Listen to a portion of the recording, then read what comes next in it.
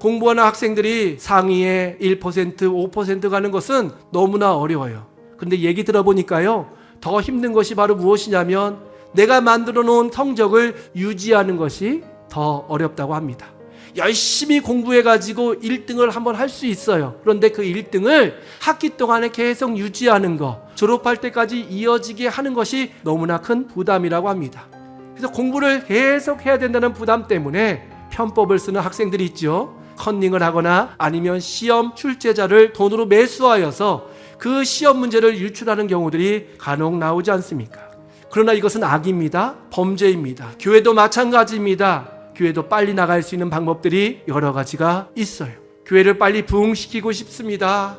혹은 더 먼 곳까지 알리고 싶습니다. 그래서 사람들은 부흥과 성장이라는 그 단어에 관심을 갖고 있습니다. 물론 하나님도 교회가 커지는 것을 기뻐하십니다. 믿는 자들이 많이 모이는 것을 기뻐하십니다. 그러나 그것보다도 더 중요한 것이 바로 뭐냐면 교회가 커지는 것, 교회가 부흥하는 것, 그 결과적인 것이 아니라 과정 가운데에 어떻게 교회를 아름답게 성장시켰느냐, 이것이 더 주님의 관심이라는 것입니다. 중세교회를 한번 바라보십시오. 중세교회가 얼마나 큽니까?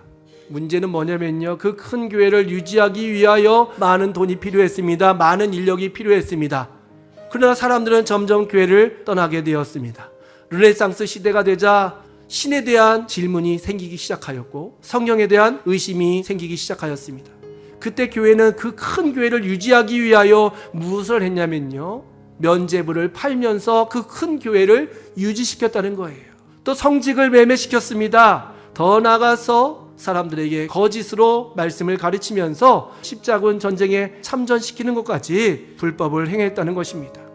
교회 사이즈는 커요, 화려해요, 문명이 꼽힌 것 같아요. 그러나 그 이면에는 하나님이 기뻐하시는 방법이 아니라, 성령이 이끌어가시는 방법이 아니라 편법과 술수로 교회가 세워지게 되었다는 것입니다. 반면 오늘 우리가 읽은 성경 말씀, 사도행전에도 놀라운 교회의 부흥의 역사가 나타납니다. 중세교회보다 크진 않았을 거예요. 그러나 사도행전에 나타난 교회의 부흥도 만만치 않았습니다. 하루에 3,000명이 회개하였고 5,000명이 예수님을 믿기로 작정한 그 사건이 사도행전에 나와요. 중세교회는 사람의 방법, 사람의 술수로 교회의 사이즈를 유지했다면, 사도행전은 하나님께서 전적으로 일하시는 부흥의 역사가 담겨져 있는 말씀입니다. 놀라운 말씀이에요. 그러니까 우리가 꿈꿔야 되는 것은 중세교회가 아니지요. 초대교회는 비록 핍박이 있었고 가난과 궁핍이 있었고 신앙생활하는데 자유가 없었지만, 그럼에도 불구하고 성령께서 역사하심으로 말미암아 놀라운 부흥을 이룬 이 초대교회를 우리는 사모하면서, 우리 고산교회 또한 이 초대교회 같이 하나님이 부흥시켜 주시고 하나님이 일으켜 주시는 복된 교회가 되길 간절히 소망합니다.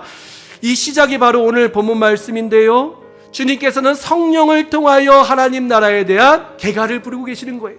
이제 시작되었다. 성령을 통하여 하나님이 기뻐하시는 아름다운 나라가 만들어지게 될 것이다 라고 말씀하고 있습니다. 예수님께서는 비록 떠난다 할지라도 보혜사, 파라클레토스, 너희 옆에서 너희를 돕는 자다라는 뜻이에요. 헬퍼라는 뜻이에요. 그분이 우리의 모든 삶 가운데 가르치시고 우리의 모든 것을 생각나게 하여 주실 것이다 라고 약속하고 있습니다. 예수님은 비록 떠나가지만 성령께서 너희를 일으켜 주실 것이고 너희를 붙잡아 주실 것이고 교회를 세워 주실 것이고 교회를 통하여 하나님 나라를 완성시켜 주실 것이다 라고 약속하고 계십니다. 이 사건이 기록된 말씀이 바로 사도행전이에요. 성령을 통하여 교회가 세워졌습니다. 고통받는 자들이 치유받았습니다. 그리고 담대하게 복음을 전하는 자들이 일어났고 드디어 땅끝까지 주님의 복음이 전파되게 된 것이죠. 제자들의 관심에는요, 이스라엘, 예루살렘만 있었어요. 예수님과 함께하는 그 지역만 변화되고 아름답게 세워질 줄 알고 있었다는 것입니다. 그러나 주님은요, 이 지역적인 한계를 뛰어넘으신 거예요. 너희들은 하나님의 나라가 이 땅에서 이곳에서 이루어질 것 같지? 아니다. 땅끝까지 모든 세계가 다 하나님의 나라가 될 것이고 그곳에 수많은 사람들이 일어나서 주의 백성으로 주의 일꾼으로 서게 될 것을 말씀하고 있습니다. 그러니까 교회가 아름답게 성장하는 것, 교회가 아름답게 일어나는 것은요, 목사의 능력도 아니고 교회의 재정도 아니고 성도 수도 아니고 교회 환경도 아니. 가장 중요한 것은 바로 성령 하나님을 통하여 교회가 일어날 때, 교회가 세워질 때 건강한 교회가 될 수 있고, 하나님이 인정하시는 교회가 될 수 있고, 하나님이 칭찬하시고 하나님이 영원토록 기억하시는 아름다운 교회가 될 수 있는 것입니다. 그러면 성령님은 어떤 일을 하시는가? 여러 가지 일들이 있겠지만요, 오늘 본문 말씀에 보니까 딱 두 가지가 기록되어 있어요. 권능을 주시는 성령님, 땅끝까지 보내시는 성령님에 대해서 8절 말씀에 기록되어 있습니다. 권능이다. 이 권능 참 좋죠? 여러분, 권능은 무엇일까요? 사물을 분별할 수 있는 힘이 생기는 거예요. 이것이 마지막이 어떻게 될 것인가? 이것이 누구에게서 왔는가? 이것이 어떻게 되어져 가고 있는가라는 지혜를 성령 하나님이 주시는 거예요.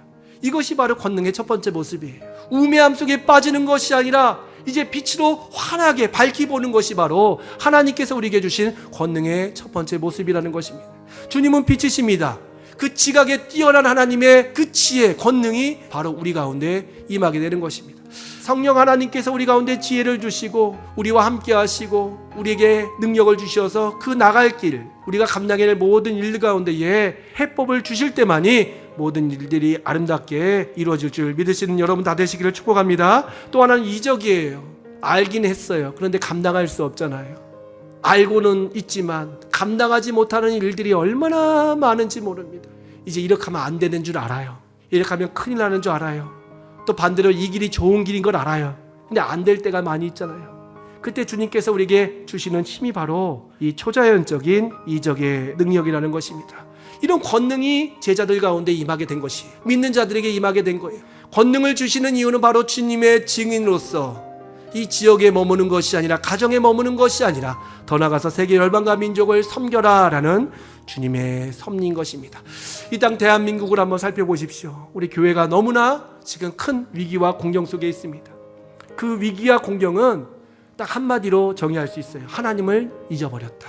성령 강림 주일을 맞이하여서 우리가 다시 한번 하나님 앞에 나갔으면 좋겠어요. 하나님, 이 땅 가운데 성령의 능력을 다시 불릴 듯 일으켜 주옵소서. 마가의 다락방에 임하신 그 성령께서 교회마다 임하여 주시어서 120명의 문도들에게 임하신 그 성령의 역사가 동일하게 임할 수 있도록 함께하여 주옵소서. 사모함으로 나갈 때에 한국교회는 소망이 있는 것이고 우리 믿는 자들은 앞으로 주님 오실 길을 예비할 수 있는 그런 능력을 얻게 되는 것입니다. 성령님을 우리가 초청할 때 오셔요.